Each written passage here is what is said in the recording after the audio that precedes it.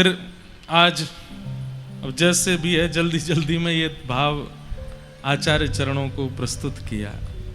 यही भाव आचार्य चरण रखते होंगे श्री जी के चरणों में।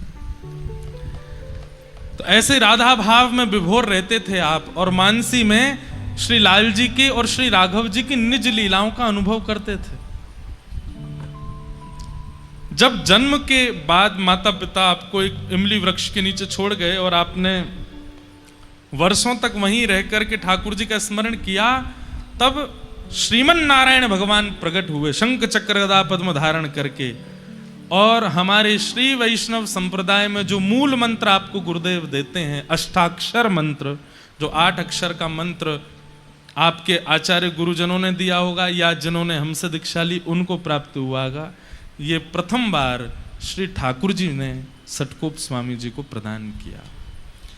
सुनने में वो 8 अक्षर लगते हैं और बड़ा सरल लगता है, ऐसा लगता है कि ये तो बड़ा सामान्य साधारण सा, पर नहीं। एक एक अक्षर की व्युत्पत्ति और एक एक अक्षर का प्रभाव इतना अद्भुत है। अभी रामानुजाचार्य जी का प्रसंग शुरू होगा तब पता चलेगा कि उस मंत्र की विधि क्या है, उस मंत्र का रहस्य क्या है। मंत्र को गोपनीय रखना चाहिए, कभी किसी को नहीं बताना चाहिए। आप जितना जप तप करते हैं, जैसे ही किसी के सन्मुख आप मंत्र का बोलते हैं तो गुरु दीक्षा से अब तक जितनी बार जप किया सब विश्राम हो जाता है। इसलिए किसी के भी सन्मुख अपने गुरु मंत्र का उच्चारण नहीं करना चाहिए, गुरु के द्वारा प्रदत्त भाव का उच्चारण नहीं करना चाहिए। चाहे आप किसी भी परंपरा में हैं, अपनी परंपरा के गुरु प्रदत्त मंत्र का उच्चारण नहीं करना है। सब चीज प्रकाशित कीजिए, पर कुछ चीजें छुपाई जाती हैं और वो छुपी हुई ही अच्छी होती हैं। अब लोग कहें कि नहीं इतना बड़ा पेड़ खड़ा हो गया, इसकी जड़ निकालो, बाहर निकालो, हमें तो देखनी है जड़ कैसी है। जड़ निकालते ही पेड़ तो नीचे गिर जाएगा ना, पेड़ तो नष्ट हो जाएगा ना, ना वो पुष्पित होगा ना वो फलित होगा। इसलिए जड़ तो गोपनीय ही अच्छी होती है। ऐसे ही बड़ी बड़ी इमारतें बनी हों, उसकी नींव तो गोपनीय अच्छी। अब कोई कहे मुझे नींव देखनी है कैसी है, उसके लिए तो धराशायी करना पड़ेगा ना 12 मंजिल को। ठीक वैसे ही आपकी भक्ति की स्थिति जितनी आगे बढ़ती जाएगी वो तभी बढ़ेगी जब आप अपने गुरु मंत्र रहस्य को गोपनीय रखोगे। वो भले ही सामान्य है, भले ही बहुत सरल है, पर वह रहस्य अद्भुत है, इसलिए उसको किसी को नहीं बताना चाहिए। तो वही अष्टाक्षर मंत्र सबसे पहले श्रीमन नारायण भगवान ने प्रकट होकर के श्री सटकोप स्वामी जी को प्रदान किया, और उसी मंत्र का उच्चारण आप निरंतर करते रहते हैं। जिनके बारे में हम सुन रहे थे, श्री गरुण जी महाराज, आप मधुर कवि के रूप में जन्मे, और एक दिन आप अयोध्या यात्रा कर रहे थे तो आप आकाश की ओर देखा कि दक्षिण से एक दिव्य प्रकाश दिखाई दे रहा है। तो आप प्रकाश के पीछे पीछे चलते चलते उत्तर से दक्षिण में आ गए, और दक्षिण में कहां पहुंचे, जहां श्री सटकोप स्वामी जी बैठे थे। तब मधुर कवि जी ने आकर के इनके ध्यान को खोलने के लिए खूब ताली भी बजाई, आवाज करी, लेकिन इनका ध्यान नहीं खुला। तब इन्होंने उनके कान के समीप जाकर के कहा कि मेरे मन की हृदय की अत्यंत वृहद जिज्ञासा है, कृपा कर उसको पूर्ण कीजिए। इतने भाव से आपने पूछा कि सटकोप स्वामी जी के मन में आया, अगर इसकी हृदय के प्रश्नों के उत्तर नहीं दिए गए तो उद्धार कैसे होगा। तो आपने तुरंत वर्षों की समाधि खोल करके उनको सन्मुख बैठाया। बोले क्या प्रश्न है, प्रश्न पूछो। तब उन्होंने 5 प्रश्न पूछे। प्रश्न कितने सुंदर हैं, सुनिए। पहला प्रश्न, मैं कौन हूं? मेरा नाम चाहे जो हो, मैं चाहे जहां जन्मा हूं, लेकिन वास्तविकता में ये मैं हूं कौन? पहला प्रश्न। कौन पूछ रहे हैं? मधुर कवि जी पूछ रहे हैं सटकोप स्वामी जी से। दूसरा प्रश्न आपने पूछा, ईश्वर कौन है? पहला मैं कौन हूं, दूसरा ईश्वर कौन है। और तीसरा प्रश्न आपने किया, ईश्वर से मिलने का उपाय क्या है, उस परमात्मा से मिलने की विधि क्या है, उपाय क्या है, कृपा करिए बताओ। और चौथा प्रश्न क्या कहा, भगवद मिलन में बाधा कौन बनता है, ठाकुर जी से मिलने में बाधा क्या है। और 5वां और अंतिम प्रश्न पूछा, ठाकुर जी से मिल जाने का फल क्या है। अगर ठाकुर जी से मिल गए ठाकुर जी हमको मिल गए तो उसका फल क्या है? ये 5 प्रश्न आपने किए। चरित्र हम पढ़ रहे थे भक्तमाल जी में, तो उसमें वर्णन आता है कि श्री षटकोप स्वामी जी ने इनका उत्तर देने के लिए 1000 श्लोक बोले और 1000 श्लोकों में उत्तर दिया। उसको सहस्त्र गीति कहते हैं। दक्षिण भारत में वह ग्रंथ भी है और वहां लोग उसका अवलोकन करते हैं। वहां पर विस्तार रूप से उन्होंने जो प्रवचन किया 1000 श्लोकों में, वही सहस्त्र गीत बन गया और उसको सुनकर के श्री मधु कविराज आनंदित हो गए। ठाकुर जी का अनुभव उनको हुआ। 35 वर्ष की आयु तक मात्र आप धरा धरती पर विराजे बस, और 35 वर्ष के पश्चात आपने श्री ठाकुर जी के धाम को स्वीकार किया। बोलो षटकोप स्वामी जी महाराज की जय। ये रामानुज संप्रदाय बाद में बोलने लगे। पहले संप्रदाय का नाम श्री संप्रदाय है। क्या नाम है? श्री संप्रदाय। और श्री संप्रदाय के प्रथम आचार्य श्री षटकोप स्वामी जी हुए। तत्पश्चात इसी परंपरा में फिर आगे चल करके श्री यामुनाचार्य जी हुए। कौन हुए? यामुनाचार्य। एक श्लोक हम हर कथा में बोलते हैं, आप लोगों ने सुना होगा। नीचे या को लाला कोई उठ के नीचे कर दो। क्या बता रहे थे हम? यामुनाचार्य जी।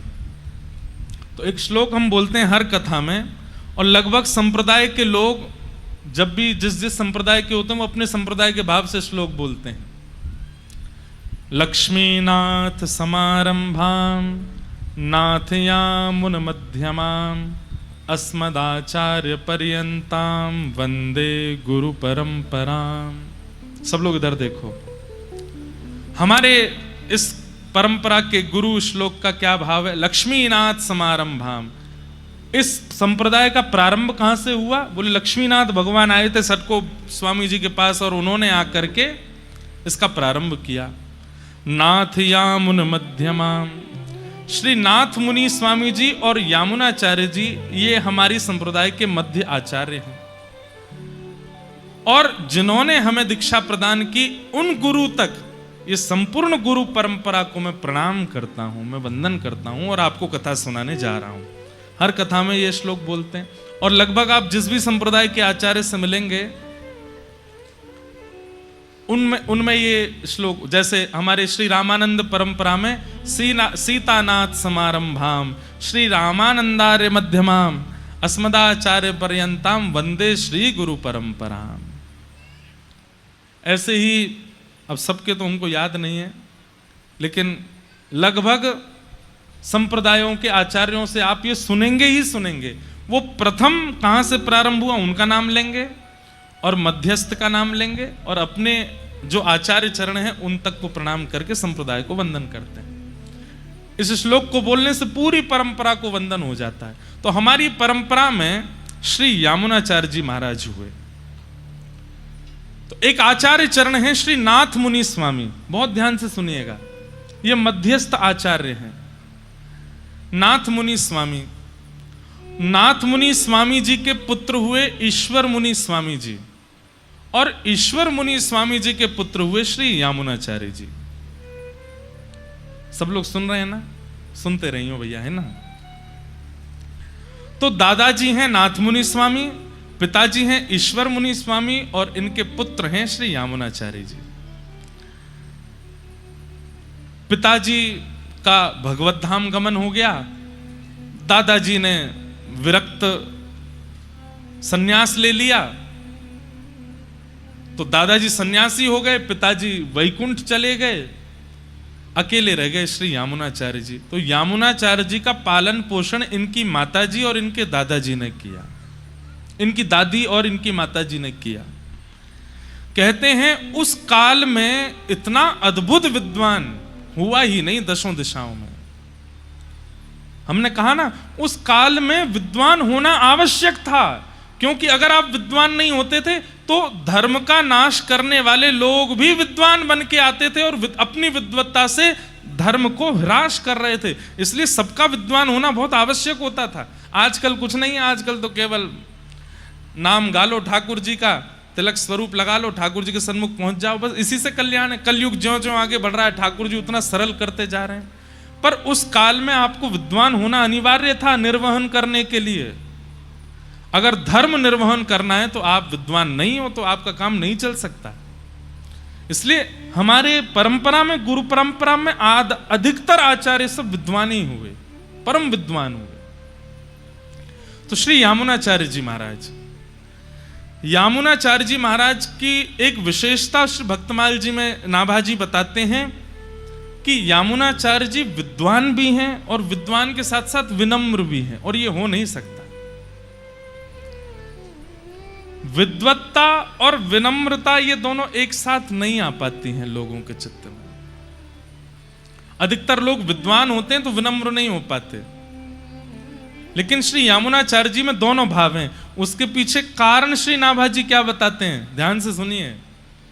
क्योंकि उनका पोषण 2 माताओं के द्वारा हुआ, दादी और माता जी। इसलिए घर में कोई पुरुष नहीं है, यामुनाचार्य जी पुरुष हैं, तो पढ़ाती भी दादी और माता जी हैं और घर के काम भी दादी माता जी करा। चलो जाओ बाजार से ये ले आओ, चलो घर में थोड़ी माँ की सहायता कराओ, रसोई घर में ऐसा कराओ, ये सामान रखवाओ, यहाँ पे तय करवा दो। जिसके कारण उनके अंदर विद्वत्ता तो आती जा रही थी, लेकिन साथ में विनम्रता भी आ रही थी, क्योंकि माता और दादी का साथ देना पड़ता था। और एक बात याद रखिएगा, आपके अंदर दुनिया के कितने भी गुण आ जाएं, अगर वो विनम्रता युक्त आए हैं तो उस गुण से भगवत प्राप्ति संभव है। और एक बात और सुनिए, गुण के साथ में विनम्र 2 ही तरीके से आ सकता है। पहला, माता पिता और गुरु अगर कृपा कर दें तो गुण के साथ में विनम्रता। गुण के साथ में विनम्रता समझ रहे हैं ना। गायक हो, गायक लोगों को अभिमान हो जाता है हमसे अच्छा कोई है ही नहीं। एक्टर लोगों को अभिमान हो जाता हमसे सुंदर कोई नहीं। रूप गर्विष्ठ को रूप का अभिमान, धन गर्विष्ठ को धन का अभिमान। इसलिए कोई भी गुण संसार में आएगा, विनम्रता 2 ही तरीके से आ सकती है। पहला कारण, या तो माता पिता गुरु की कृपा से, या फिर दूसरा अति सत्संग से। आप गुणवान हैं और सत्संग करते रहते हैं तो आपके अंदर विनम्रता आ सकती है। श्री सटकोप स्वामी जी महाराज, श्री यामुनाचार्य जी महाराज के अंदर विनम्रता कहां से आई? उनकी माताजी और दादी से। इसलिए उनकी विद्या का कभी उनके ऊपर प्रभाव वैसे नहीं हुआ जैसे कई विद्वानों को हो जाता है। तो उसी समय दक्षिण में एक बहुत बड़े पंडित थे, एक बहुत बड़े विद्वान थे। उनका नाम था पंडित कोलाहल। क्या नाम था? कोलाहल। अब ऐसा लगता है कि शायद इनके व्यवहार की वजह से इनका नाम कोलाहल कर दिया होगा। इनका काम क्या था? नगर नगर गांव गांव में जाना और विद्वानों को चुनौती देना कि आओ हमसे शास्त्रार्थ करो। और शास्त्रार्थ में विद्वानों को हराते, यहां तक तो ठीक, फिर उनको सामने बैठा के उनका उपहास और करते, हंसी करते उनकी, जिससे उनको बहुत चित्त में पीड़ा होने लग जाती। और ये इनका व्यसन बन चुका था। व्यसन मतलब आदत बन चुकी थी। किसी को भी देख लेते, कोई पंडित स्वरूप में, इधर आइए, क्या पढ़े लिखे हो, आओ हमसे शास्त्रार्थ करो। तो सामने वाला शास्त्रार्थ करता, यहां तक तो ठीक कि हरा दिया, तो उसके बाद उसको बैठा के उसका उपहास और करते, तुम्हारे पिताजी ऐसे हैं, तुम्हारी माताजी ऐसी हैं, तुम्हारा तो कुल ऐसा है, तुम्हारी जाति ऐसी है, तुम्हारा ये ऐसा है। उसका उपहास, वो रोज जब तक नहीं जाता तब तक उसका उपहास करते। ऐसे थे पंडित श्री कोलाहल जी। और वहीं एक दक्षिण भारत के नगर का राजा था। राजा का नाम था पांडे। क्या नाम था? पांडे राजा।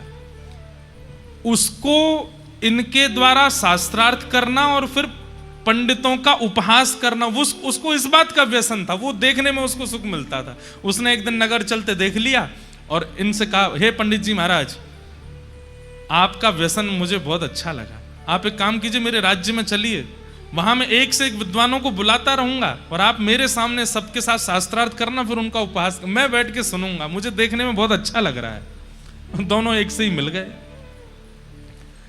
तभी राजा के कान में नाम पड़ा श्री यामुनाचार्य जी का, हमारी संप्रदाय के मध्यस्थ आचार्य।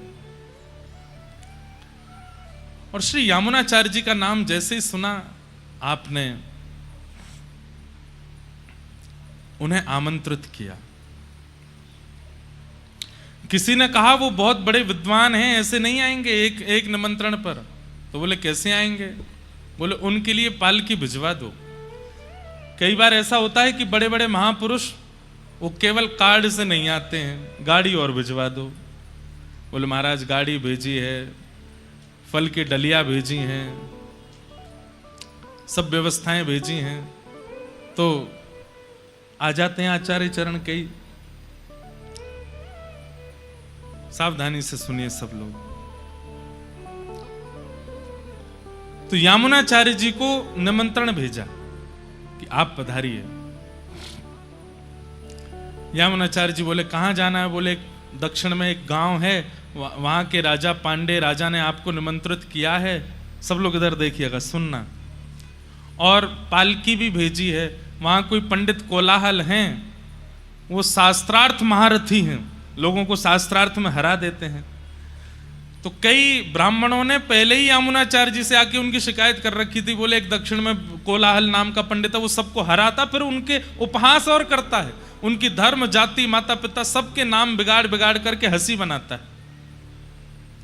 तो यामुनाचार्य जी ने पालकी के लोभ में नहीं गए, लेकिन जब पंडित का नाम सुना, बोले कि इस पंडित से तो बात करनी चाहिए हमको।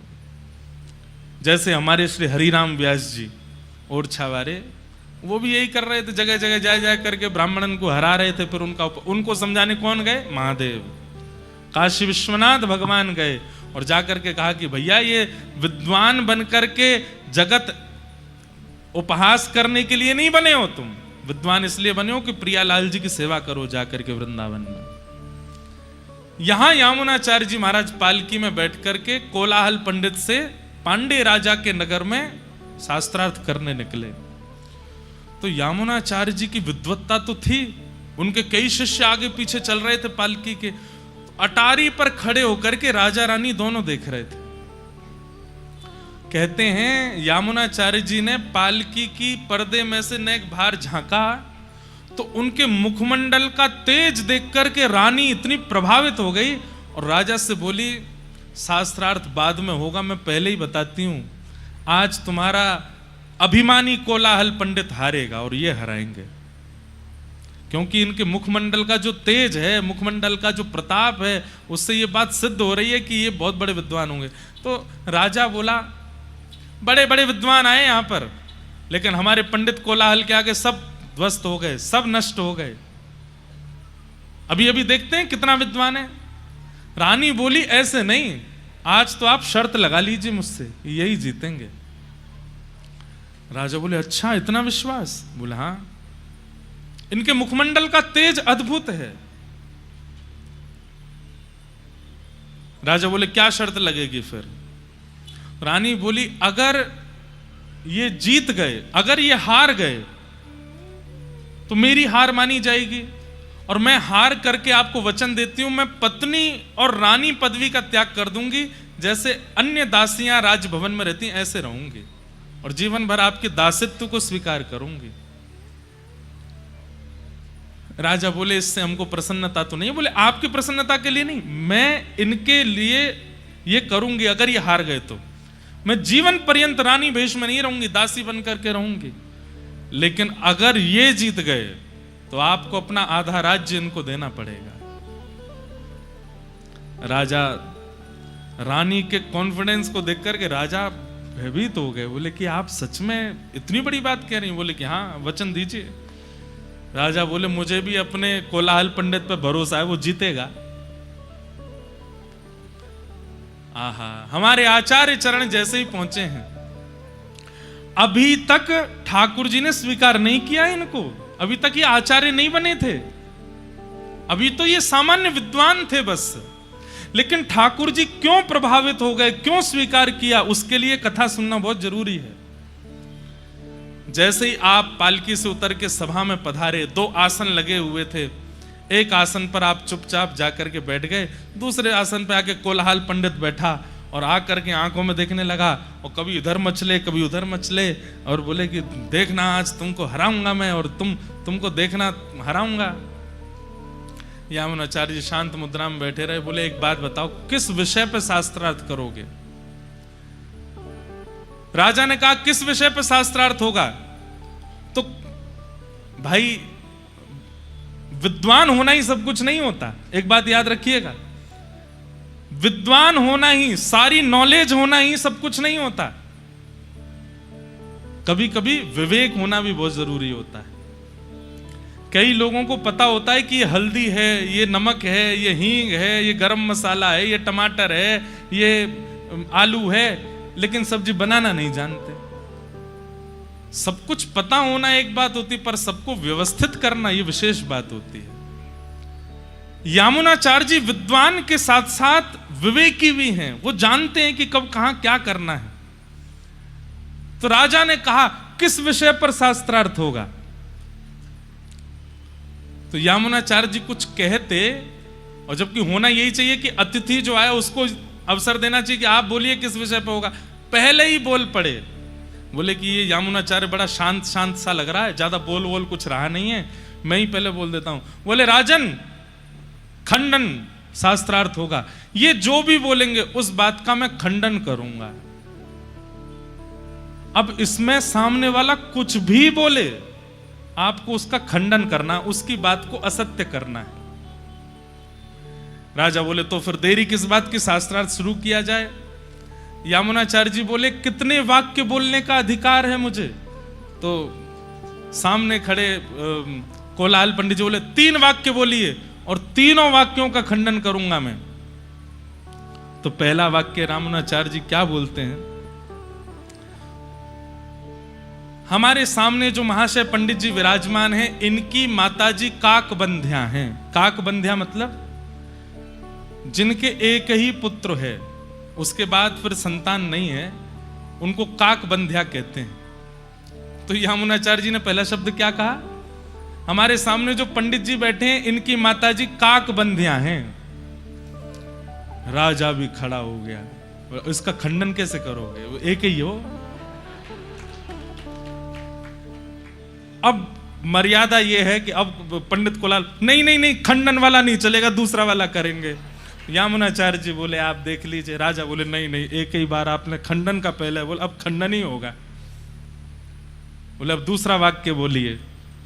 तो यामुनाचार्य जी बोले राजा पांडे बड़े नीति से चलते हैं, और राजा पांडे सदा धर्म का पालन करते हैं, और बड़े वैष्णव हैं, करिए खंडन। यहां पर यामुनाचार्य जी जैसे ही बोला तो सामने बैठा कोलाहल पंडित राजा की ओर, राजा तलवार निकल, बोलो खंडन करो। अब खंडन तो ये होगा कि नहीं, राजा नीति युक्त नहीं है, उसको सिद्ध करो कैसे नीति युक्त नहीं है।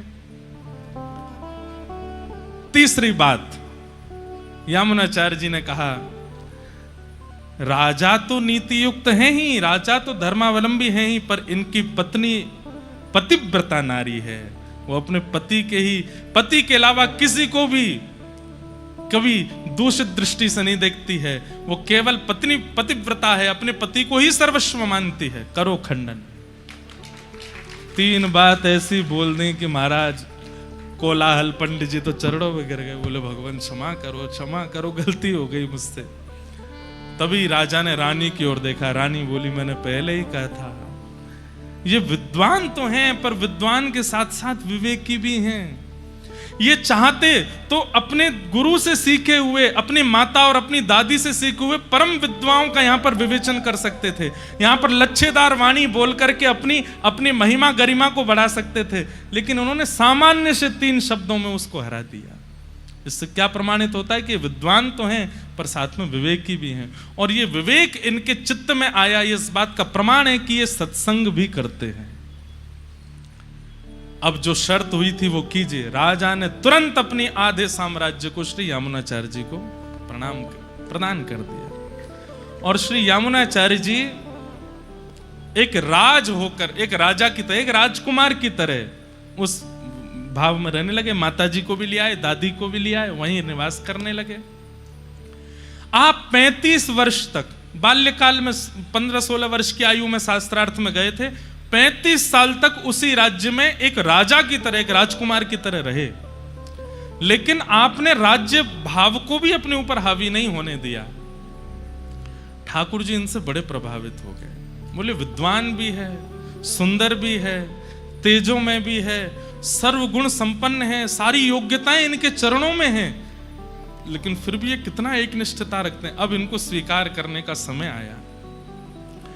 तभी आपको खबर मिली कि आपके दादाजी जो संन्यास ले चुके थे वे मरणासन स्थिति में हैं। तो आप उनका दर्शन करने के लिए जा रहे थे। तभी मार्ग में कावेरी के तट पर विराजमान श्री रंगनाथ मंदिर, श्रीरंगम, जो कि दक्षिण में विराजमान है, मंदिर पड़ा। तो आपने मन में विचार किया क्यों ना यहां पर ठाकुर जी का दर्शन करें। और जैसे ही आप दर्शन करने के लिए गए, शांताकारं भुजगशयनं पद्मनाभं सुरेशं विश्वाधारं गगनसदृशं वेदवर्णं शुभांगं लक्ष्मीकान्तं कमलनयनं योगभिर्ध्यानगम्यं वंदे विश्वं भवभयहरं सर्वलोकैकनाथं। यही श्लोक का दर्शन होता है रंगनाथ मंदिर में। शांताकारम, शांत आकार है ठाकुर जी का। भुजग शयनम, भुजग कहते हैं सर्प, उसके ऊपर शयन कर रहे हैं। शांताकारम भुजग शयनम पद्मनाभम सुरेशम, नाभि से एक पद्म प्रकट है, कमल, और उसके ऊपर कौन बैठे हैं? ब्रह्मा जी। शांताकारम भुजग शयनम पद्मनाभम सुरेशम विश्वाधारम, विश्व के जो आधार हैं, जिनके कारण ये पूरा विश्व चल रहा है। गगन सदृशम, जो गगन के समान है। वेद वर्णम शुभांगम लक्ष्मीकांतम, लक्ष्मी के जो पति हैं। कमल नयनम, कमल जैसे जिनके नेत्र हैं। योग वीर ध्यान गम्यम, योगी बड़े बड़े जिनके ध्यान में रहते हैं। वंदे विष्णुम भवभयहरम सर्वलोकैक। आपने जैसे ही जाकर के गर्भगृह में विराजमान शेषनाग पर पौड़े नारायण भगवान का दर्शन किया, आज तक जितनी योग्यताएं देखी थी, जितनी सफलताएं देखी थी, जितनी उज्जवलताएं देखी थी, सब फीकी लगने लगी ठाकुर जी के रूप के आगे।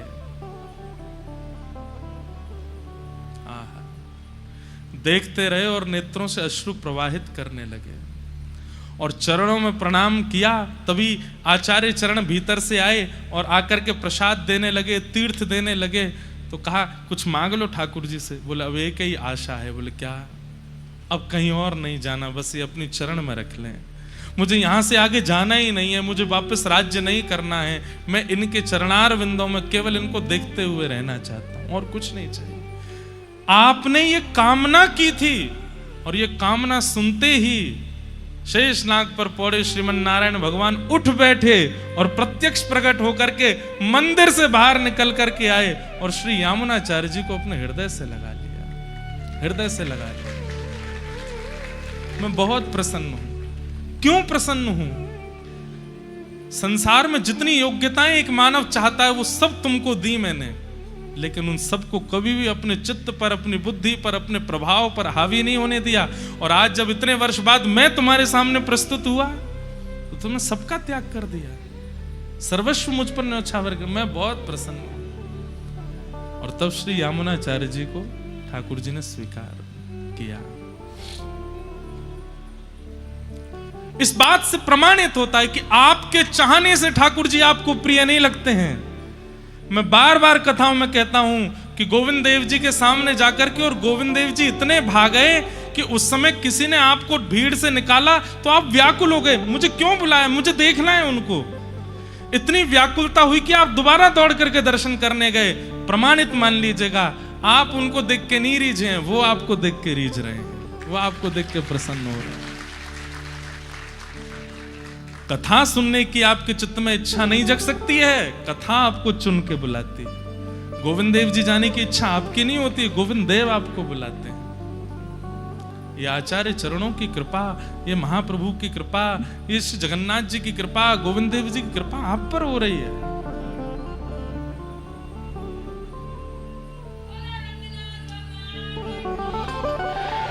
वारे भैया, ठाकुर जी ने उनको स्वीकार किया।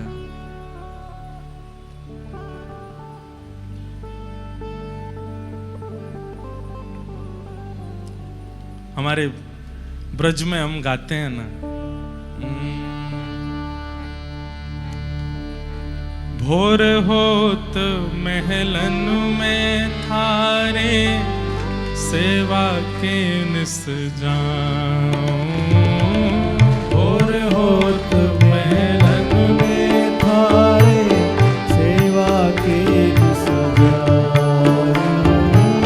भोर होत महलन में थारे सेवा के निस जाऊं। भोर होत महलन में थारे सेवा के निस जाऊं। कबहु प्रसादी श्री महलन की कृपा होए तो पाऊं। कबहु प्रसादी श्री महलन की कृपा होए तो पाऊं। कबहु प्रसादी श्री महलन की कृपा होए तो पाऊं। कबहु प्रसादी श्री महलन की कृपा होए तो पाऊं। किशोरी मोहे सेवा में लीजो, लाडली सेवा में लीजो। जग जंजाल छुड़ाए बास बरसाने को दीजो। किशोरी मोहे सेवा में लीजो, लाडली सेवा में लीजो। जग जंजाल छुड़ाए बास बरसाने को दीजो। किशोरी मोहे अपनो कर लीजो। किशोरी मोहे अपनो कर लीजो। जग जंजाल छुड़ाए बास वृंदावन को दीजो। किशोरी मोहे अपनो कर लीजो। किशोरी मोहे अपनो कर लीजो। जग जंजाल छुड़ाए बास वृंदावन को दीजो। श्री राधा रानी की।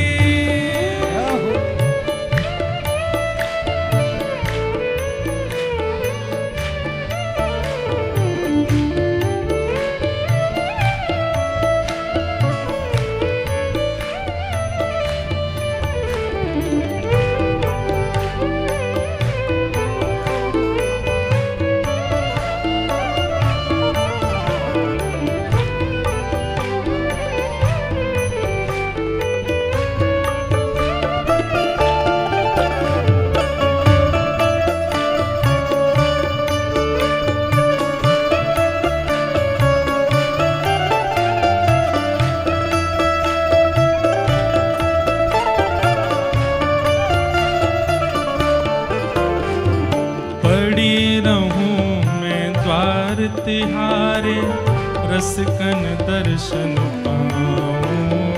पड़ी रहूं मैं द्वार तुम्हारे रसकन दर्शन पाऊं। मैं पड़ी रहूं मैं द्वार तिहारे, रसकन दर्शन पाऊं।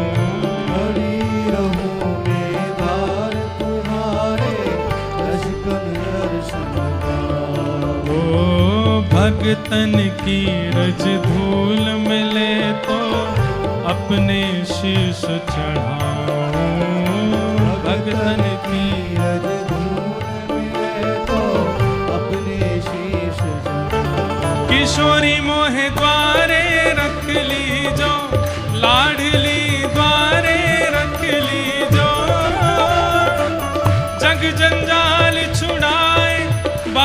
वृंदावन को दीजो। किशोरी मोहे द्वारे रख लीजो, लाडली द्वारे रख लीजो। जग जंजाल छुड़ाए बास वृंदावन को दीजो। किशोरी मोहे द्वारे रख लीजो, लाडली द्वारे रख लीजो। जग जंजाल छुड़ाए बस वृंदावन को दीजो। किशोरी मोहे द्वारे रख लीजो, लाडली द्वारे रख लीजो। जग जंजाल छुड़ाए बास बरसाने को दीजो। जैसे हे श्यामा जी, जैसे आप सबको कृपा करती हैं, जैसे ठाकुर जी श्री यामुनाचार्य जी को स्वीकार कर रहे हैं, आप स्वयं ही बुला करके बिना उनके किसी साधन को देखे उनको स्वीकार करते हैं नाथ। ऐसे हमको भी स्वीकार कीजिए, हम पर भी कृपा कीजिए। हे किशोरी मोहे द्वारे रख लीजो, लाडली द्वारे रख लीजो। जग जंजाल छुड़ाए बस वृंदावन को दीजो। किशोरी मोहे द्वारे रख लीजो, लाडली द्वारे रख लीजो। जग जंजाल छुड़ाए बास वृंदावन को दीजो। बल बरसाने वाली की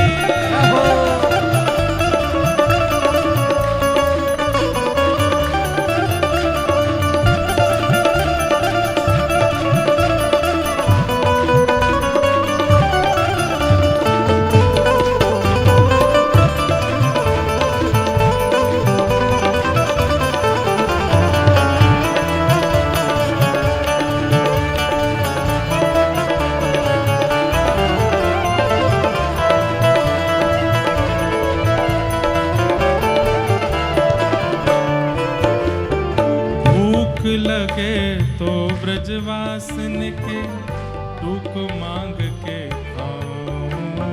भूख लगे तो ब्रजवासन के भूख मांग के खाऊं।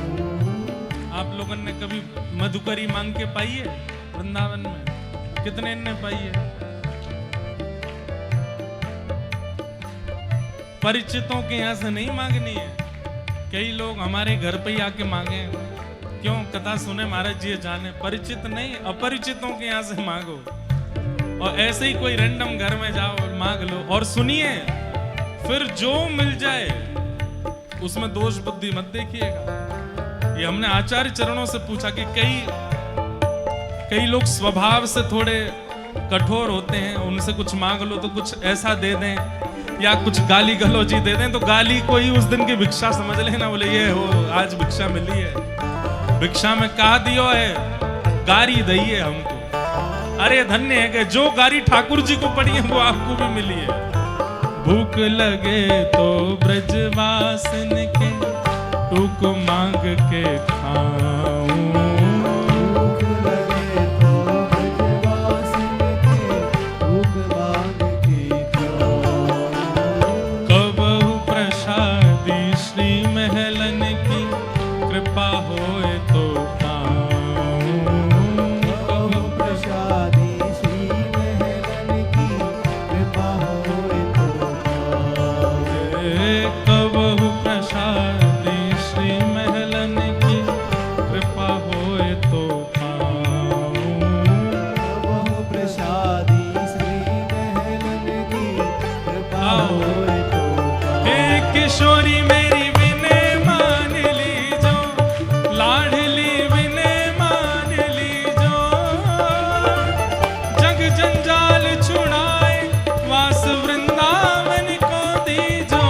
किशोरी मेरी विनय मान लीजो, लाडली विनय मान लीजो।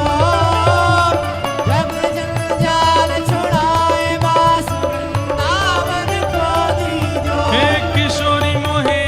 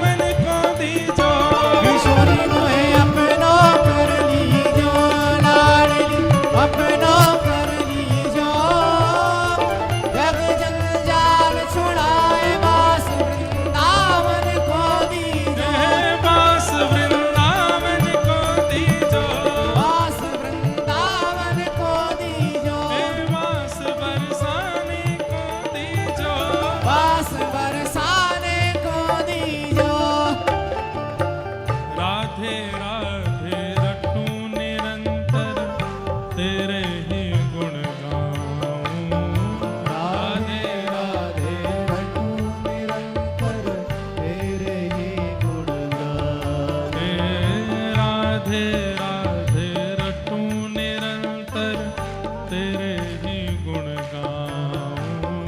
राधे राधे रटूं निरंतर तेरे ही गुण और तेरे ही गुण गाए गाए मैं तेरो ही बजाऊं। तेरे ही गुण गाए गाए मैं तेरो ही भेजाऊं। हाँ, तेरे ही गुण गाए गाए मैं तेरो ही है जाऊं। तेरो ही गुण गाए गाए मैं तेरो ही भेजाऊं। किशोरी मोहे शरण राख लीजो, लाडली शरण राख लीजो। जग जंजाल छुड़ाए वास वृंदावन को दीजो। किशोरी मोहे शरण राख लीजो, लाडली शरण राख लीजो। जग जंजाल छुड़ाए वास वृंदावन को दीजो। किशोरी मोहे अपनो कर लीजो, लाडली अपनो कर लीजो।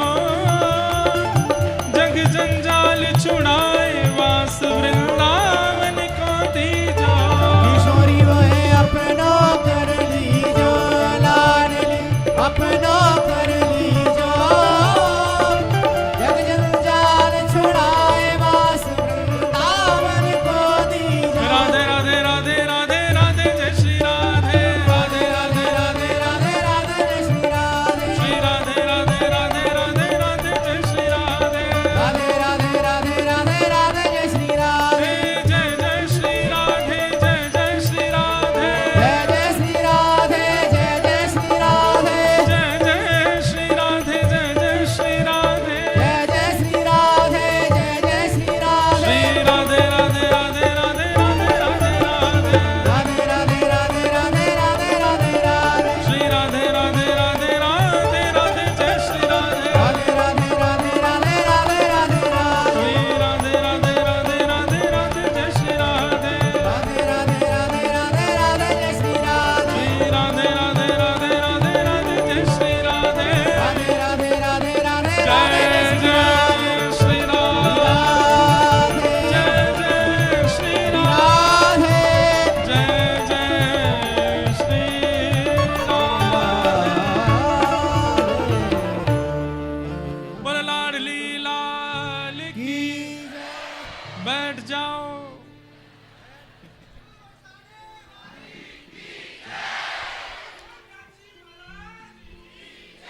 श्री यामुनाचार्य जी महाराज की।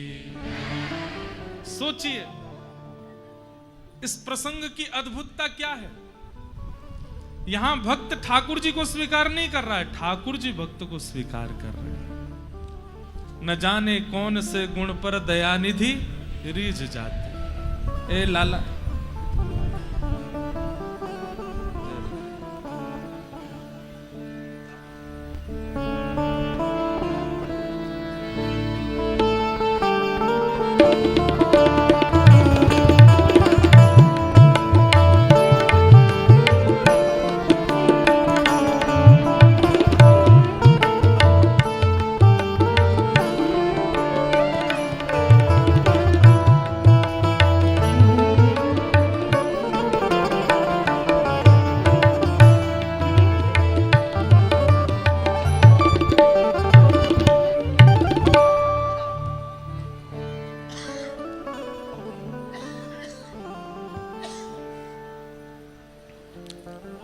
तो ठाकुर जी स्वीकार कर रहे हैं, न जाने कौन से गुण पर दया निधि रीझ जाते हैं। इसलिए या तो कोई सेल्फ इनबिल्ड गुण हो जाए आपका जिस पर ठाकुर जी प्रसन्न हो जाए, या फिर कोई आचार्य चरणों से गुण सीख लो। क्योंकि साधन से ठाकुर जी प्रसन्न तो होते हैं। साधन किसको कहते हैं? साधन मतलब इतने यज्ञ करो, इतने नाम जप करो, इतनी संतों की सेवा करो, इतने ये करो, इतने ये करो, एकादशी करो, प्रदोष के व्रत करो, ये करो, ये सब साधन है। साधन से ठाकुर जी प्रसन्न तो होते हैं, पर अति प्रसन्न ठाकुर जी तो गुण से होते हैं। जैसे किसी लड़का लड़की का ब्याह होना हो तो लड़की की योग्यताएं तो बहुत बता दी हूं। योग्यताएं क्या है? बचपन में इतने परसेंटेज स्कूल में आए थे, इतने परसेंटेज कॉलेज में आए, यूनिवर्सिटी में टॉप किया, विदेश जाकर के ये डिग्री हासिल की, वहां पर ये किया, जॉब में इतना अच्छा एक्सपीरियंस है, आदि आदि। और उसके सारे गुण ही गुण लिखे रहे, उसके क्या कहते हैं, सारे साधन ही साधन लिखे होते हैं, लेकिन उनमें गुण नहीं होता। फिर जब ब्याह हो जाता है फिर गुण पता चलते हैं।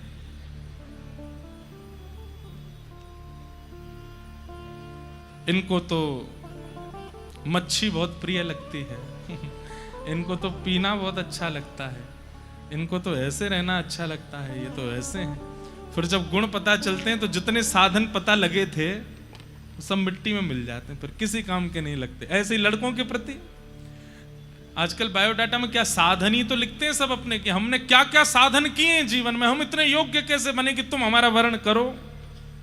हम साधन ही तो बताते हैं।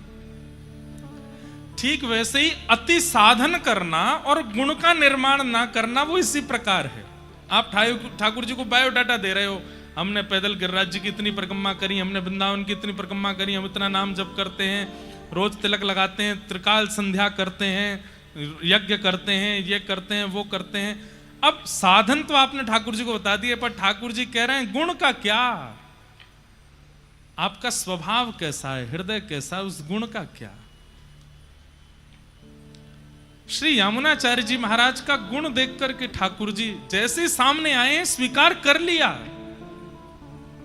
इसलिए गुण निर्माण करो, उससे ठाकुर जी प्रसन्न होते हैं।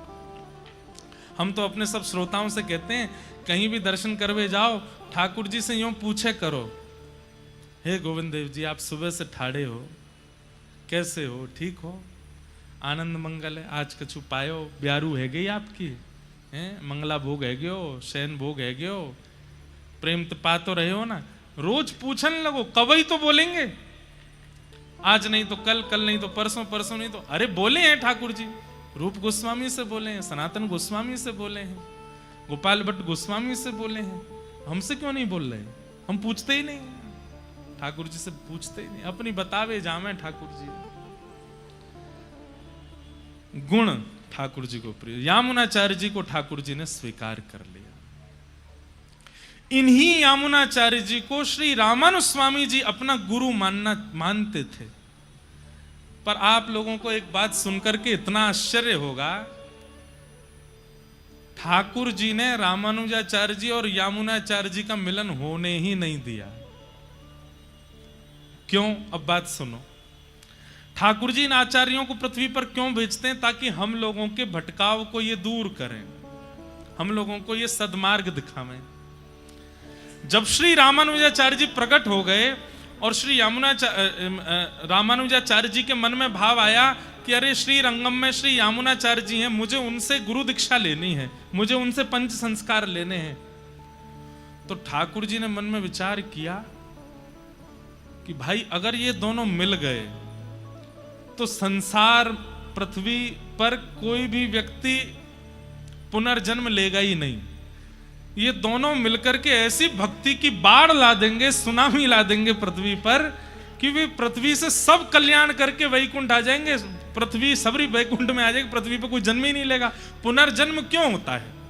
पाप के कारण होता है। पुनर्जन्म क्यों होता है? पूर्व साधन रह जाते हैं उनके कारण होता है। पुनर्जन्म क्यों होता है? पूर्व के कृत्य रह जाते हैं, अवशेष रह जाते हैं, उनकी वजह से होता है। ठाकुर जी ने मन में विचार किया, एक तो यामुनाचार्य और दूसरे रामानुजाचार्य, अगर ये दोनों मिल गए तो ये ऐसी भक्ति का प्रभाव डालेंगे कि पृथ्वी पर केवल घास फूस पेड़ पौधा पहाड़ रह जाएंगे, मानव तो आएंगे ही नहीं, पुनर्जन्म होगा ही नहीं फिर किसी का। तो पृथ्वी रूपी फुलवाड़ी का क्या होगा? इसलिए ठाकुर जी को कई लोग मुझसे इंटरव्यू में पूछ लेते हैं, महाराज जी आपको नहीं लगता युवाओं को समझने? मैंने कि जितने समझ लें ठीक है, जितने नहीं समझ ले कछु पृथ्वी के लिए तो छोड़ो, आन दो बार बार। ठाकुर जी को चिंता हो गई। बताओ, कभी आपने सुना होगा कि फलाने व्यक्ति ने उन दोनों को मिलने नहीं दिया, फलानी स्त्री ने उन दोनों को मिलने नहीं दिया, उनकी बुआ नहीं मिलने दी, उनको ये नहीं। यहां तो ठाकुर जी ने नहीं मिलने दिए, यामुनाचार्य जी और श्री रामानुजाचार्य जी। प्रसंग तो बाद में आना है, लेकिन मैं अभी सुना देता हूँ। यामुनाचार्य जी का प्रसंग है। जब श्री रामानुजाचार्य जी प्रकट हो गए और प्रकट होकर के श्री कांचीपुरम में रामानुजाचार्य जी निवास करते थे,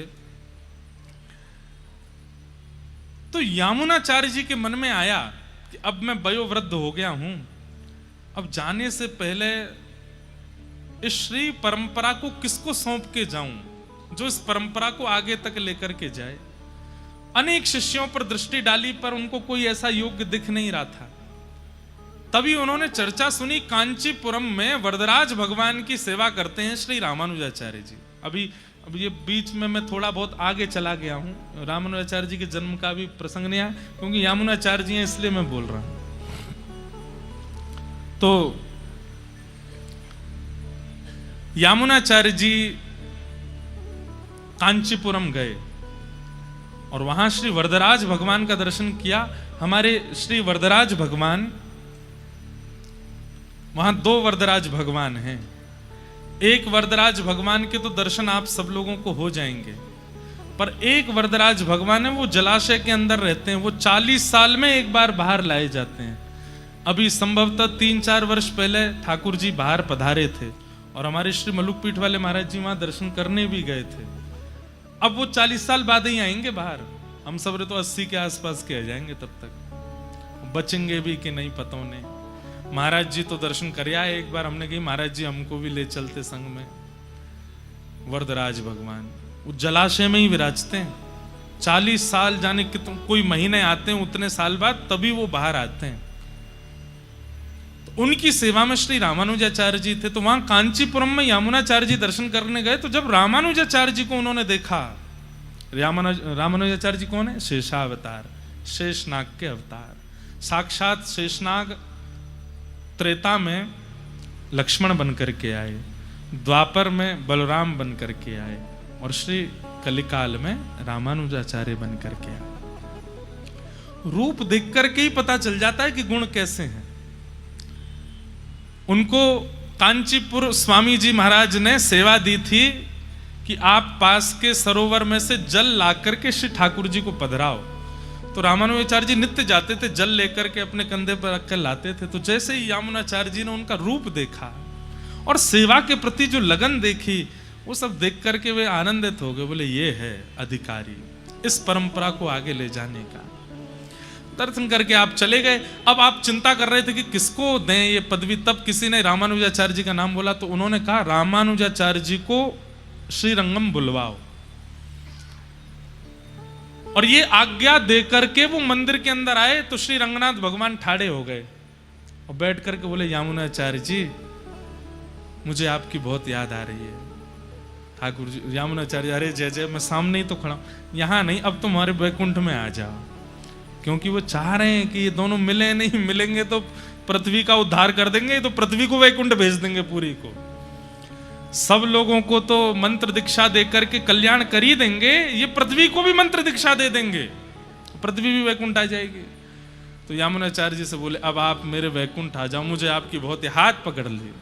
और ठाकुर जी मनावे में तो आगे हैं ही हैं, आप मेरे नहीं हो, मेरी बात नहीं मानोगे। यामुनाचार्य जी बोले, इतने सारे शिष्य हैं और अभी तक हमने आगे का किसको पदवी देनी वो चयन भी नहीं, इनमें से किसी को चुन के बैठा दो ना। यामुनाचार्य जी, ऐसे नहीं, आपने हमको पृथ्वी पर भेजा है मानव कल्याण जीव उद्धार के लिए, चुन करके विशिष्ट किसी व्यक्ति को बैठा के आएंगे। ठाकुर जी बोले, अब देखो हम तुमसे निवेदन कर रहे हैं, तुम आ जाओ हमारे पास। तो यामुनाचार्य जी बोले, एक काम कीजिए, 8 दिन की समय दे दीजिए मुझे। 8 दिन क्यों? बोले आचार्य हैं वो सब जान गए, बोले ठाकुर जी चाह नहीं रहे कि मैं और रामानुजाचार्य मिलें। तो 8 दिन का समय क्यों मांगा? बोले जिसको मैंने आज्ञा दे करके भेजा वो 4 दिन में पहुंचेगा कांचीपुरम, और वहां से रामानुजाचार्य जी को लेकर के आएगा। 4 दिन जाने के, 4 दिन आने के।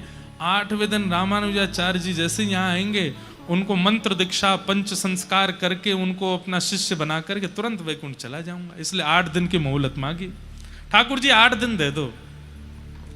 ठाकुर जी बोले ठीक है 8 दिन दे दिए। अब यामुनाचार्य जी बाहर गए, ठाकुर जी जैसे ही पौड़े, ठाकुर जी बोले इन्होंने 8 दिन क्यों मांगे? सोचो, आचार्य चरणों की बात पर ठाकुर जी भी सोच रहे 8 दिन क्यों मांगे?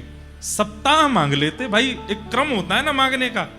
1 हफ्ता दे दो, सप्ताह मांगना चाहिए थी। 8 दिन की क्या इक्वेशन है।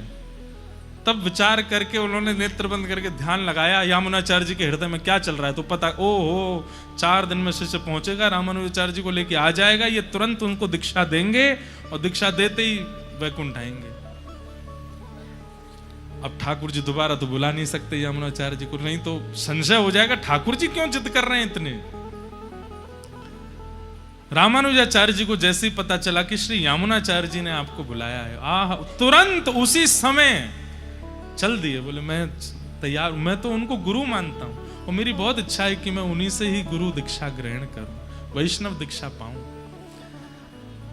रामानुजाचार्य जी आ रहे थे और जैसे ही श्रीरंगम पहुंचे, यामुनाचार्य जी के सन्मुख आने ही वाले थे, उससे पहले ही ठाकुर जी ने यामुनाचार्य जी को भगवत धाम बुला लिया। लेकिन यामुनाचार्य जी इतने विद्वान हैं, वो जब पधारे तो ऐसे पधारे, 3 उंगली बंद करके बैठे, ऐसे उनकी मुद्रा थी। जब उनका शब्द देखा, रामानुजाचार्य जी बहुत रोए, चरण पकड़ पकड़ के खूब व्याकुल हुए, मूर्छित हो गए, मूर्छा टूटी। उन्होंने कहा दर्शन तो कर लो। बोले मुझे इनसे दीक्षा लेनी थी, ये मेरे आचार्य, मेरे गुरु हैं। बोले अब कोई बात नहीं, अब दर्शन करो। तो आपने सर्वांगीण अंग का दर्शन किया और जैसे ही आपने 3 मुट्ठी बंद देखी, तब रामानुजाचार्य जी बोले इनको पता था कि ठाकुर जी हम दोनों को मिलने नहीं देंगे, इसलिए कुछ संकेत करके गए हैं। तो रामानुजाचार्य जी ने उसी समय यामुनाचार्य जी के श्री स्वरूप के सामने घोषणा की, अब से मैं नित्य कांचीपुर के स्वामी जी महाराज का सत्संग करूंगा, उनका सत्संग नित्य किया करूंगा। ये बात जैसे बोली तो 1 मुट्ठी की उंगली खुल गई। दूसरी बात आपने कही कि अद्वैत वेदांत के प्रकांड पंडित श्री यादव प्रकाश जी, उनसे मैं भाव श्रवण करूंगा। इतने में ही आपकी दूसरी उंगली भी खुल गई। विशिष्टाद्वैत सिद्धांत का प्रतिपालन करते हुए पूरे विश्व में मैं श्री वैष्णव परंपरा को व्यवस्थित करूंगा, ये कहते ही आपकी तीसरी उंगली भी खुल गई। और मानो जैसे मंत्र दीक्षा, पंच संस्कार तो नहीं कर पाए, पर अपनी 3 आज्ञाओं की दीक्षा उन्होंने रामानुजाचार्य जी को प्रदान कर दी। ठाकुर जी यूं ही खड़े रह गए, बोले ये कितने अद्भुत हैं कि 9 मिलते हुए भी मिल लिए दोनों। अब रामानुजाचार्य जी बोले कि उतना कल्याण तो नहीं कर पाऊंगा मैं जितना इनके रहते रहते कर पाता, क्योंकि अगर इनके रहते करते तो फिर पृथ्वी में हम लोग तो होते ही नहीं, हमारे पूर्वज ही प्रस्थान कर गए होते, सब विश्राम हो गया होता। लेकिन ठाकुर जी की इच्छा, फिर भी यामुनाचार्य जी जाते जाते 3 आज्ञा दे गए और वो आज्ञा रख करके गए। ये तो बात एक विशिष्ट है, पर रामानुजाचार्य जी समझ गए ये कितनी विशिष्ट बात है। ऐसे आचार्य श्री रामानुजाचार्य जी, यामुनाचार्य जी महाराज का भगवत धाम प्रस्थान हो गया। उसके बाद फिर रामानुजाचार्य जी नाराज हो गए रंगनाथ भगवान से और दूर से देख के बोले आपने मेरे गुरुदेव से मुझे दीक्षा नहीं होनी थी, अब मैं आपके दर्शन करने नहीं आऊंगा। ठाकुर जी बोले रामानुज तुम कैसे समझोगे, आपकी आज्ञा से ही तो आए हैं हम लोग आचार्य रूप धारण करके मानव कल्याण, फिर भी आप हमको मिलने नहीं दिए। ठाकुर जी बोले तुम दोनों मिलते तो फिर सबका कल्याण हो जाता, ये संसार प्रकृति आगे कैसे बढ़ती, इस पृथ्वी का चलायमान होना भी तो आवश्यक है, इसलिए मिलन नहीं होने दिया। रामानुजाचार्य जी महाराज बोले अब आपकी जैसी इच्छा। अब यहां तो यामुनाचार्य चले गए, अब हम रामानुजाचार्य जी के प्रादुर्भाव की सूक्ष्म कथा सुन के और फिर कथा को विश्राम देंगे। आज से लगभग 1000 वर्ष पूर्व और कुछ वर्ष और बढ़ गए होंगे, दक्षिण भारत में महाभूतपुरी नाम का एक स्थान है, जहां जो मद्रास से थोड़ी ही दूरी पर है, 3 कोस की दूरी पर बताते हैं। महाभूतपुरी में पिता श्री केशवाचार्य जी और उनकी पत्नी कांतिमती जी, इन दोनों के चित्त में एक श्रेष्ठ भक्त वैष्णव बालक की याचना थी और इसी कारण से आपने यज्ञ पुरुष भगवान की आराधना की। देखो आज कैसी योग बनी है, हमने सटकोप स्वामी जी के प्रादुर्भाव की कथा कही, सोई वर्षा हुई, और रामानुजाचार्य जी के प्रादुर्भाव की कथा कहते पुनः वर्षा हो रही। आज निश्चित ही पहली बार ही कह रहे हैं हम, और देखो वर्षा ऐसी हरी जगह जगह तो भीतर ही आ रही है। नहा लियो भैया बधाई हो आचार्य चरण के प्रादुर्भाव की, आप सबको बधाई हो। तो केशवाचार्य जी आपके पिता हैं और माताजी श्री कांतिमती जी यज्ञ पुरुष भगवान की आराधना की और याचना की कि हे नारायण भगवान, हमें पुत्र चाहिए, पर कैसा पुत्र चाहिए? जो आपका परम भागवत हो, परम भक्त हो, आपकी भक्ति का प्रचार प्रसार करे, ऐसे भक्त की हमको याचना है। और इस कामना से रात्रि में स्वप्न में भगवान ने आज्ञा की। कैसे आए स्वप्न में? भगवान शेषनाग पर पौड़े थे, शेषनाग भगवान पीछे।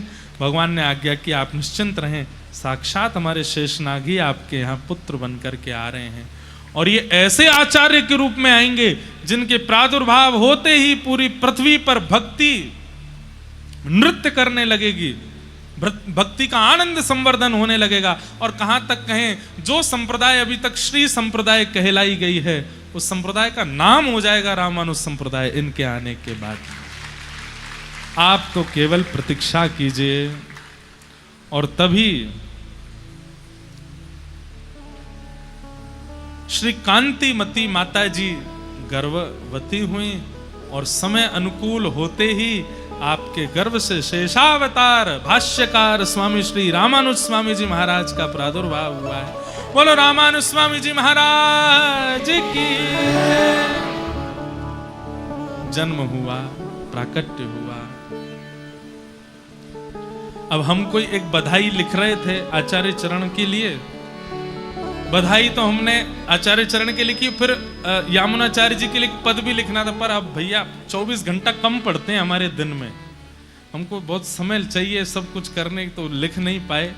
लेकिन ठाकुर जी की बधाई भी अगर गा दी जाए तो आचार्य चरण की बधाई पूर्ण होती है। हो जुग जुग जीवेरी हो योधा मैया तेरो ललना, जुग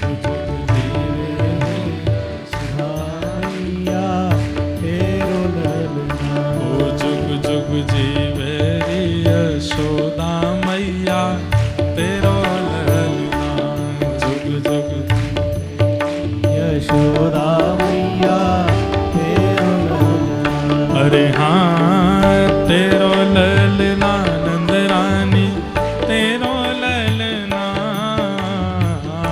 तेरो ललना नंद रानी तेरो ललना। और अभी लाला को जन्म कछु दिना पहले ही भयो है। छठी कब की है? गोविंद देव जी में है गई, अभी होएगी। नाथ द्वार में तो एक दिन पहले ही है जाए। कल की छठी है, ले ओ कल छठी उत्सव है ठाकुर जी को, कल छठी उत्सव मनाएंगे कथा में। आज बधाई ते ही गालो, तेरो ललना नंद रानी तेरो ललना,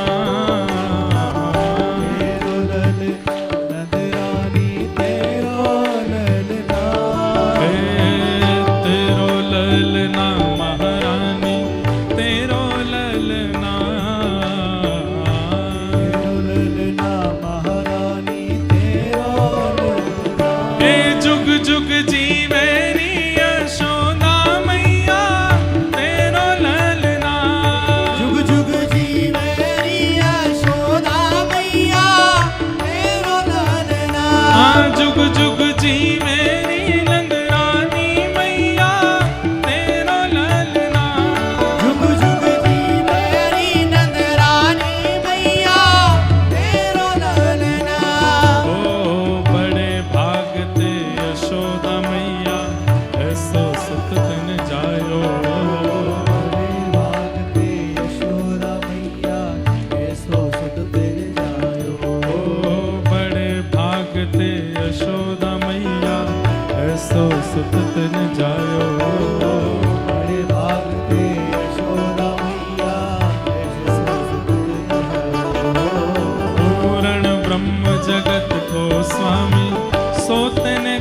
खिलायो, पूर्ण ब्रह्म जगत गोस्वामी सोत ने गोद खिलायो, पूर्ण ब्रह्म जगत गोस्वामी सोत ने गोद खिलायो, पूर्ण ब्रह्म जगत गोस्वामी सोत ने गोद खिलायो। हो याकू मगवा दे झूलन बा तेरो ललना, याकू मंगवाए दे झूलन बा तेरो ललना, ए जुग जुग जी मेरी यशोदा मैया तेरो ललना, जुग जुग जी मेरी यशोदा मैया तेरो ललना, हाँ तेरो ललना इंद्राणी तेरो ललना,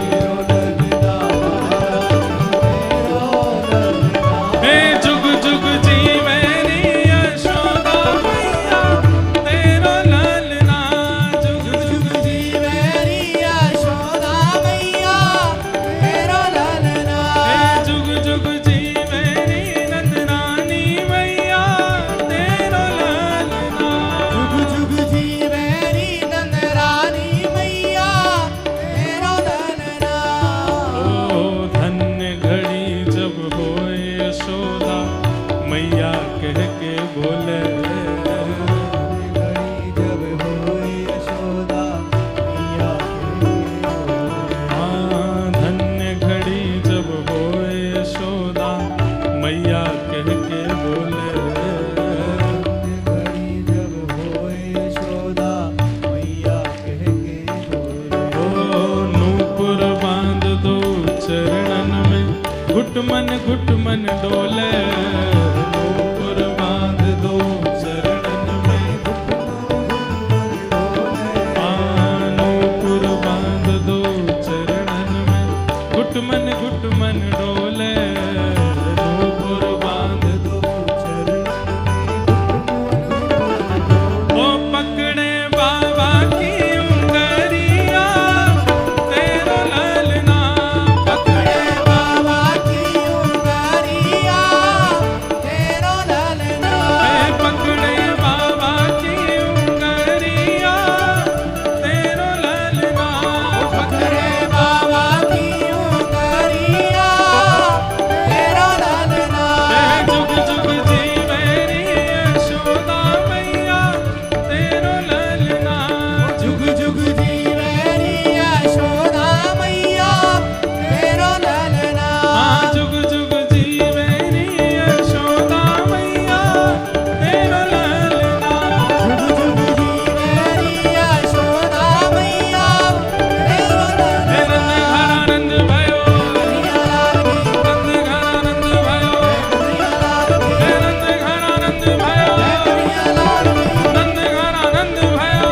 कन्हैया लाल हे की, यशोदा के लाला भयो, कन्हैया लाल की, नंद जो के लाला भयो, कन्हैया लाल की, हे नंद घरानंद भयो, कन्हैया लाल की, हाँ नंद घरानंद भयो, कन्हैया लाल की, नंद घरानंद भयो, कन्हैया लाल की, हे नंद घरानंद भयो, कन्हैया लाल की, हे नंद घरानंद भयो, कन्हैया लाल हे नंद घरानंद भयो, कन्हैया लाल जय जय श्री राम, जय जय श्री राम, जय जय श्री राम।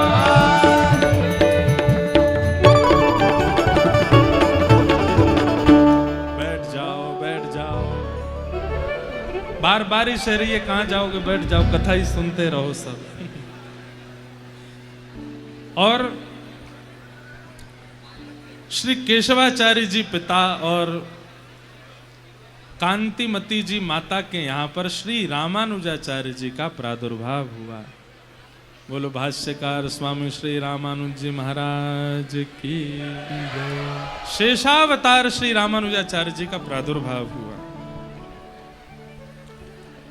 बैठ जाओ, बस 5 मिनट और कर रहे हैं कथा हम।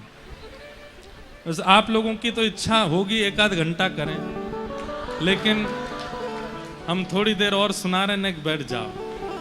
अच्छा, एक बात बहुत गंभीर हमारी सुनिए।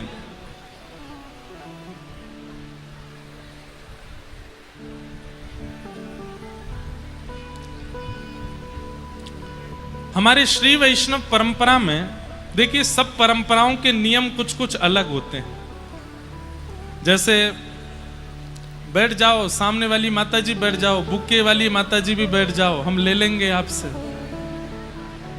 बैठ जाओ बैठ जाओ।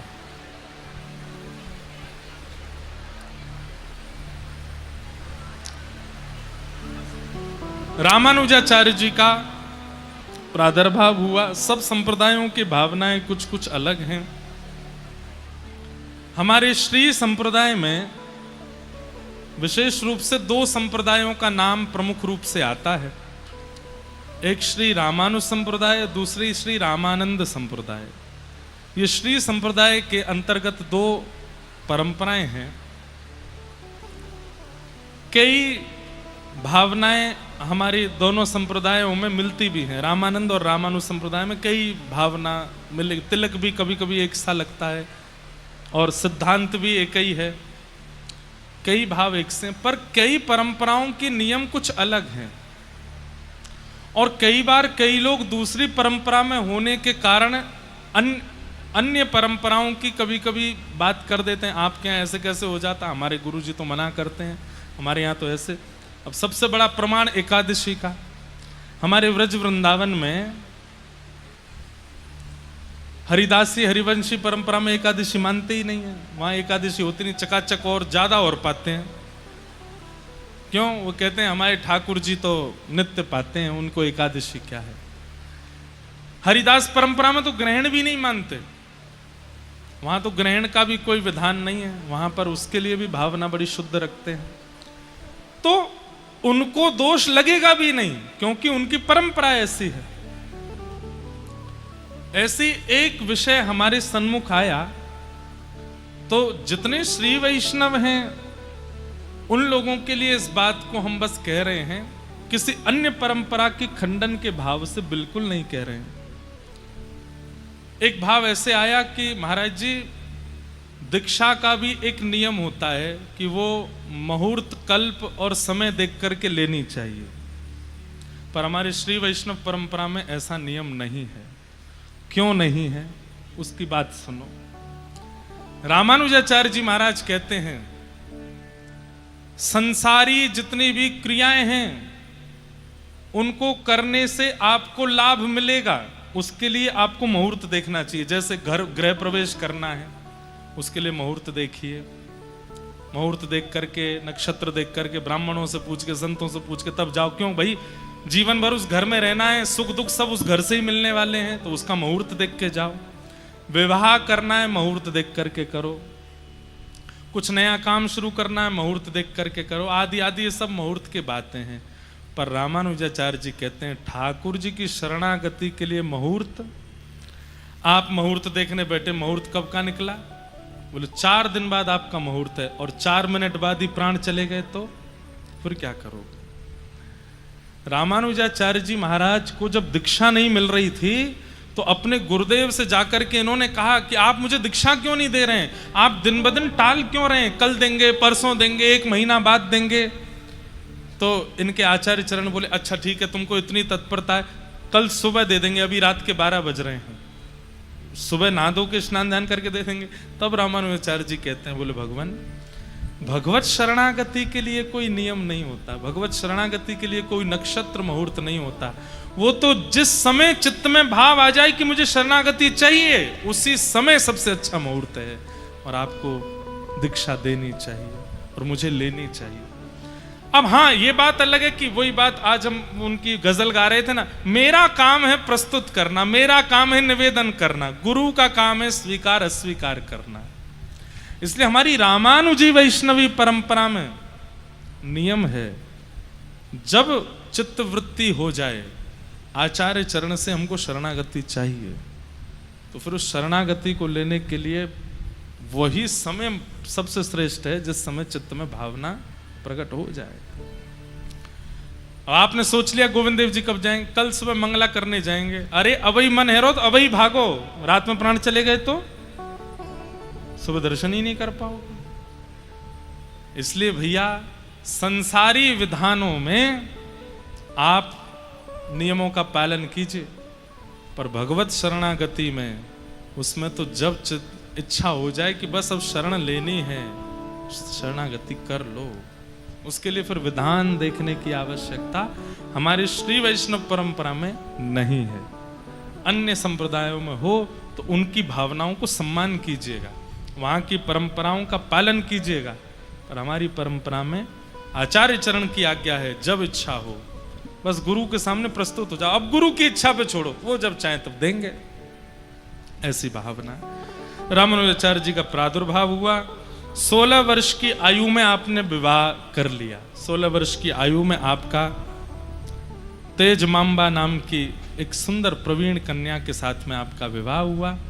कुछ वर्ष बाद आपके पूज्य पिताजी महाराज का भगवत धाम गमन हो गया।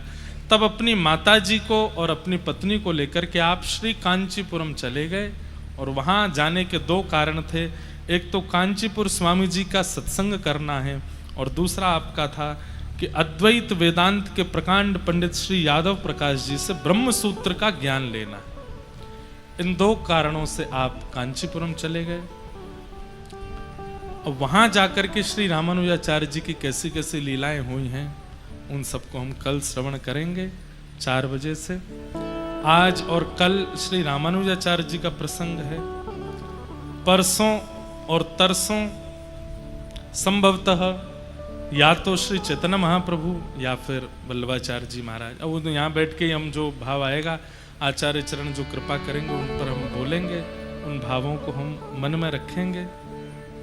एक बहुत सुंदर पद है सरस माधुरी जी का, इस पद को गाते हुए आज की कथा को हम विश्राम देंगे। सब लोग हमारे साथ में गाइएगा।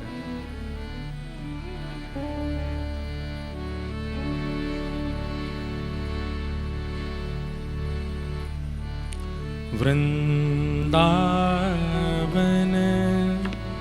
की रैये शरण श्री वृंदावन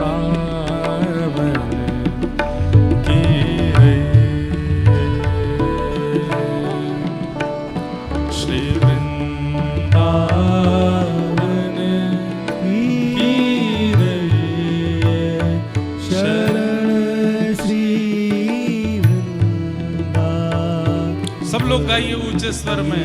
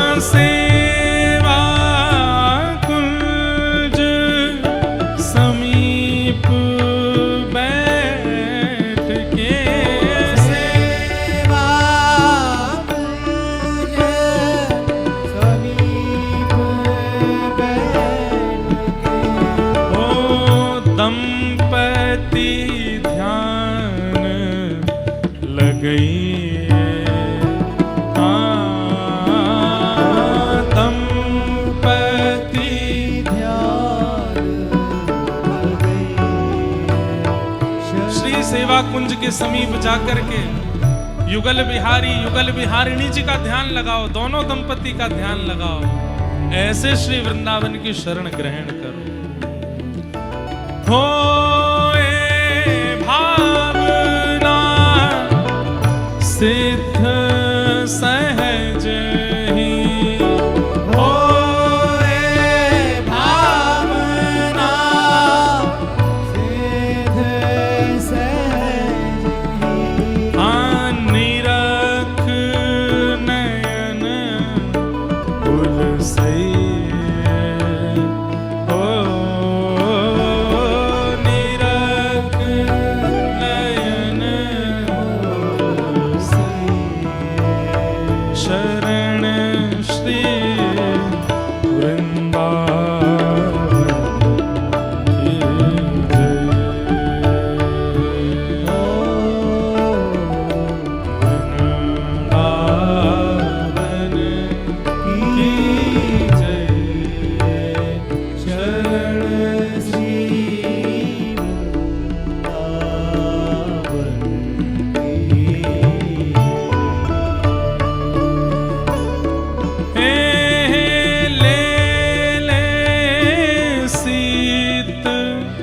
रसिक संतन की,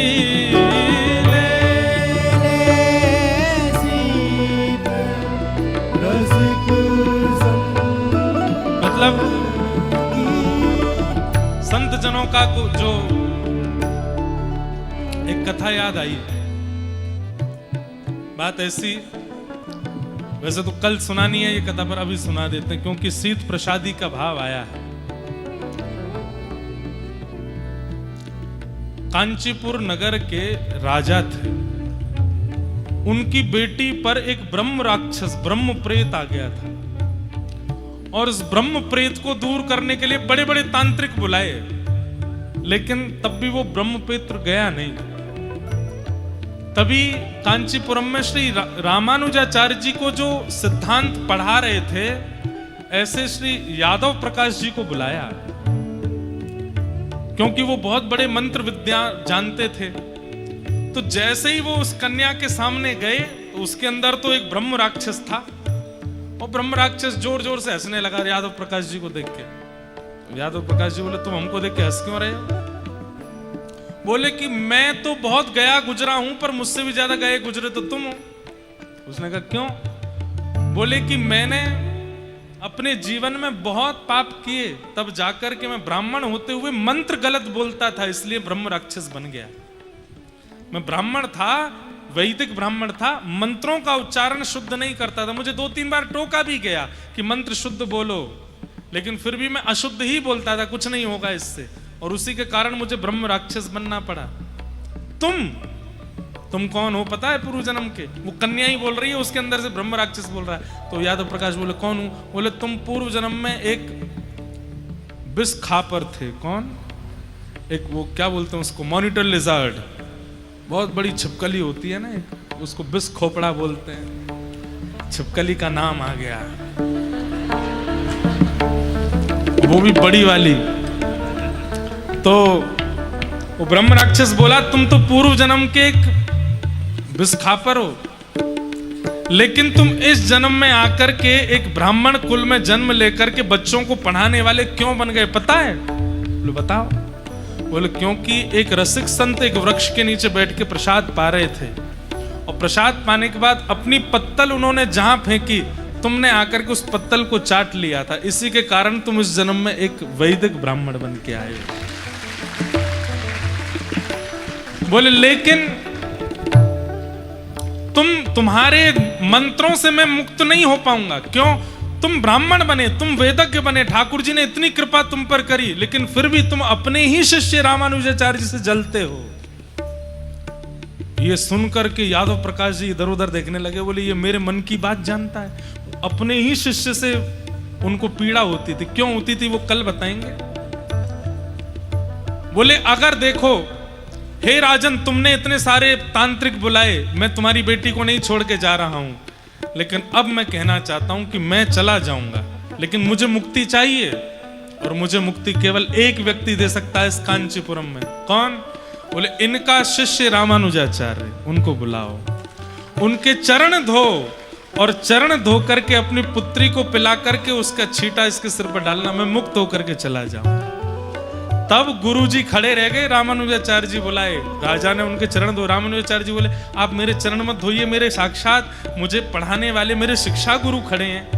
तो बोले इनकी तो सत्यता हमको पता चल गई बेटा, तुम अपने चरण ही धुलवाओ। चरण धुलवा करके पुत्री को पिलाए और जैसे सिर पर छींटा डाला तुरंत ब्रह्म राक्षस चला गया। अब सोचिए, जो व्यक्ति नित्य गुरु चरणामृत लेता होगा, जो व्यक्ति नित्य शीश पर अपने गुरु की चरण रज लगाता होगा, ब्रह्म राक्षस तो छोड़िए,